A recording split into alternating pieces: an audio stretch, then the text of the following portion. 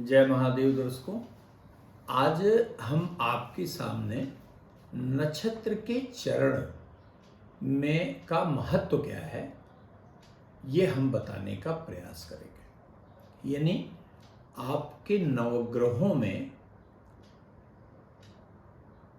चरण की स्थिति किस प्रकार आपके व्यक्तित्व को प्रभावित करती है और किस प्रकार आपके इस जीवन के उद्देश्य को स्पष्ट करती है, यह बताने की चेष्टा करेंगे। तो आइए और विलंब नहीं करते हैं, सीधे हम विषय पे आते हैं। इसके पहले बहुत कम समय में आपको एक बात हम जरूर शेयर करना चाहेंगे कि नक्षत्र के चरण का अथवा नक्षत्र का जो महत्तम प्रयोग है उसे आप साउथ इंडिया के एस्ट्रोलॉजी में देख सकते हैं। अर्थात दक्षिण भारत में नक्षत्र का उपयोग भविष्यवाणी में अत्यंत सूक्ष्मता से किया जाता है वनस्पति उत्तर भारत के।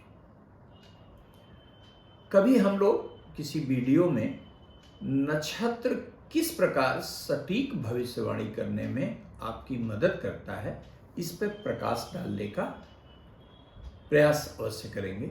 लेकिन आज का विषय भी अत्यंत रुचिकर है कि मान लीजिए कि आपने देखा होगा कि बहुत सारे लोग जो है ये अनभिज्ञ होते हैं कि सूर्य उनका पहले चरण में है तो इसका अर्थ स्पष्ट नहीं, किसी का चंद्रमा तृतीय चरण में है, चतुर्थ चरण में है, तो इसका मूलतः भाव क्या है, इसका अर्थ क्या है और आप किस प्रकार से भविष्यवाणी करते समय अथवा अपने जन्मांक को देख के प्रथम दृष्टया आप ये अनुमान लगा सकते हैं कि वास्तव में इस व्यक्ति के जीवन का प्रमुख उद्देश्य क्या है। एक नजर में आप देख सकते हैं। कैसे? तो उसको ध्यान से आप सुनिए। देखिए, नवग्रहों में कोई भी ग्रह किसी भी चरण में हो सकता है, परंतु जिस चरण में अधिकतम ग्रह होते हैं उसका आपके व्यक्तित्व पर न केवल गहरा प्रभाव पड़ता है अपितु आपके जीवन के उद्देश्य को भी स्पष्ट करता है। जैसे नवग्रहों में यद्यपि ग्रह 7 ही हैं, राहु और केतु को छाया ग्रह कहा जाता है, परंतु सामान्य बोलचाल की भाषा में उसे भी ग्रह की श्रेणी में ही ले लेते हैं। तो मान लीजिए आप अपनी कुंडली कभी देखिए कि उसमें नवग्रहों में कितने ग्रह किस चरण में है। भाई प्रथम चरण से लेके और चतुर्थ चरण तक ही ग्रह स्थित हो सकता है।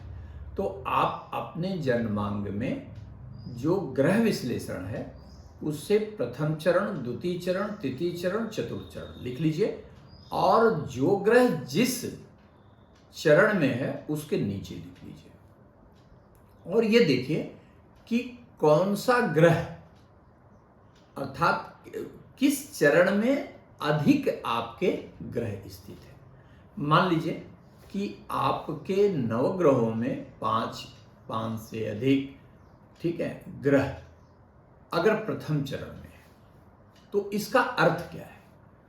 प्रथम चरण में अगर अधिकांशतः ग्रह पाए जाएं तो इसका मतलब यह है कि आपके व्यक्तित्व में निश्चित रूप से धार्मिकता, आध्यात्मिकता, सच्चरित्रता का समावेश अवश्य हो।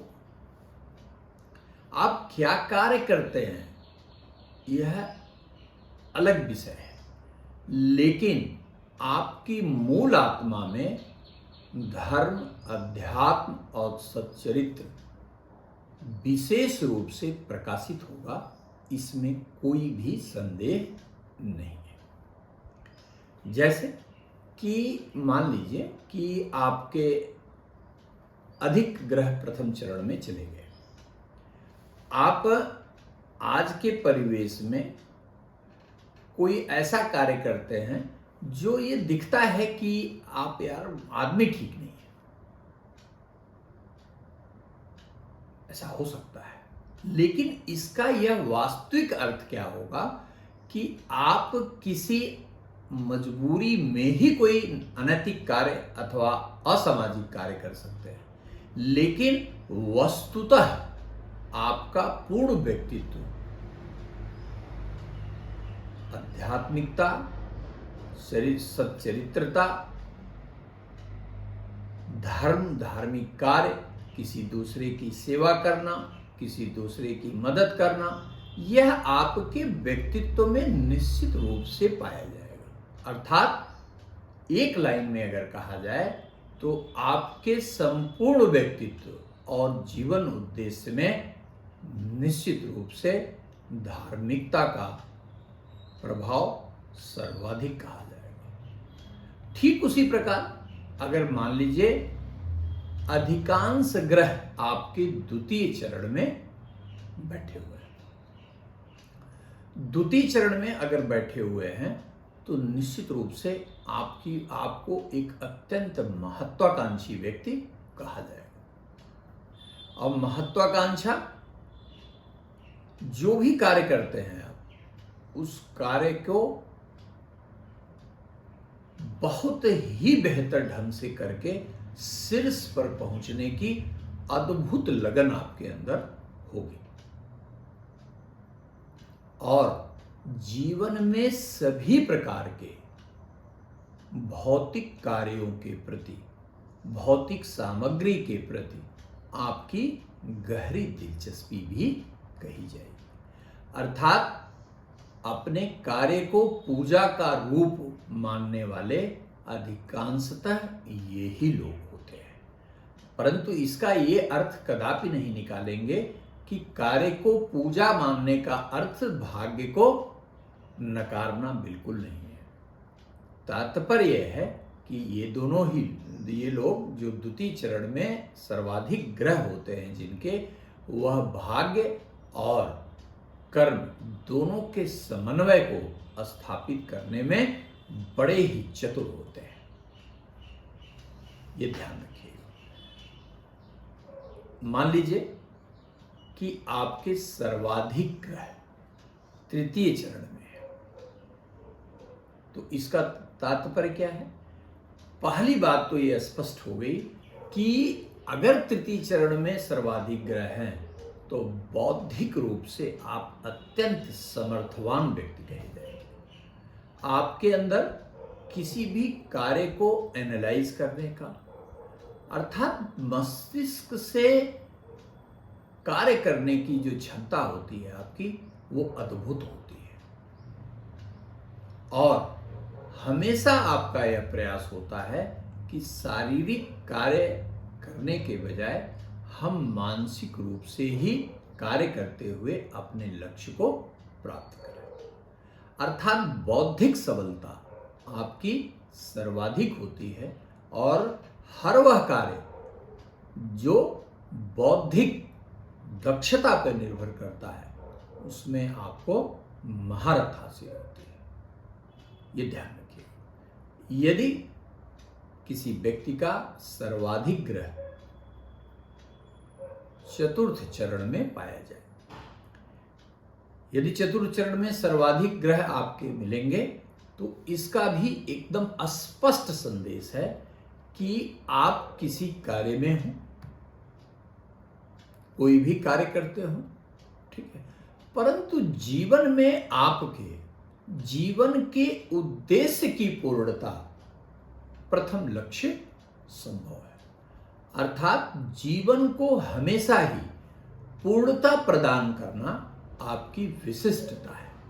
अर्थात इसे मोक्ष के आकांक्षी भी कहा जा सकता है। अर्थात आप जीवन मरण के बंधन से मुक्त होकर मोक्ष की कामना में विश्वास रखते हैं। दूसरा, आज के परिवेश में यदि इसे परिभाषित करना है तो धार्मिकता के अतिरिक्त आप ये कह सकते हैं कि जो भी आप कार्य करेंगे उस कार्य के संपूर्ण हुए बिना आपको निराशा बिल्कुल जो है वो नहीं हो सकती। यानी आप थोड़ा शब्द वो कर दिया मैंने, आप किसी जो भी कार्य आपके हाथ में है उसे जब तक संपूर्णता प्रदान नहीं करेंगे, अर्थात कंप्लीट नहीं करेंगे, तब तक आप चैन से नहीं रह सकते। यह बात सदैव ध्यान रखिए। अर्थात प्रथम चरण धर्म का है, द्वितीय चरण